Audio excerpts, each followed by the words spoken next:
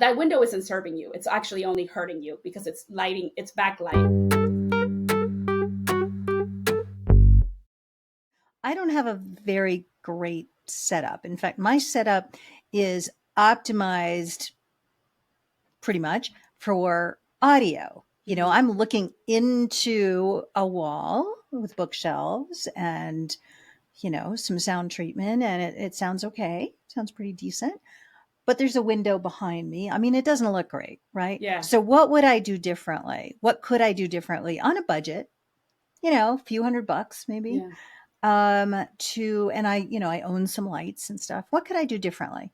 I mean, that's the biggest challenge in the battle between audio and video. Which Right. one wins? Which one's more? And for me, audio always wins no matter what. Even if I'm producing a commercial, audio comes first. Always. And I know that sounds so weird and counterintuitive, but if you talk to most people who work in production, they'll tell you the same thing. Like, man, audio has to be on point because it's the hardest thing to fix in post production.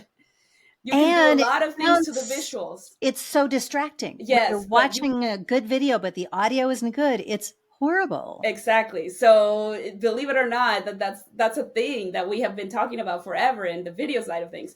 Um, I mean, the one thing that you could definitely do is face the window, but it would maybe change how your sound came out or how your sound is recorded. The quality might not work as well. So you could just put a small ring light in front of your face somewhere up on the bookshelf to at Mhm. least bring light to your face, and then Mhm. close the window behind you. If Mhm. you're not gonna, or close the shades. So you're not, that window isn't serving you. It's actually only hurting you because it's lighting, it's backlight. It's So it's terrible. making your face Yeah. darker. Yeah. So the best thing you can do is put some room darkening shades up, close that window off so it's not, there's no light coming through it, Mhm. and put light sources in front of your face, Mhm. maybe a couple on the bookshelves, Mhm. two, I would say, one on each side. And they don't Uh-huh. have to be very powerful or very big because it seems like you're very close to the bookshelves, maybe not. I'm pretty close. Yeah. Yeah, Yeah. so really you don't need that many lights and they don't need to be super hot. Mhm.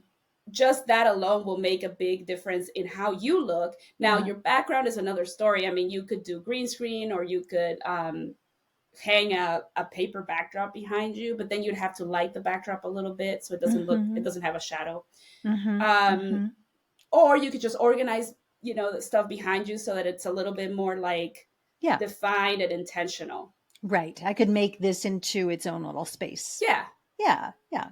I Okay. actually know someone who built like a self contained desk, kind of, where like Ah.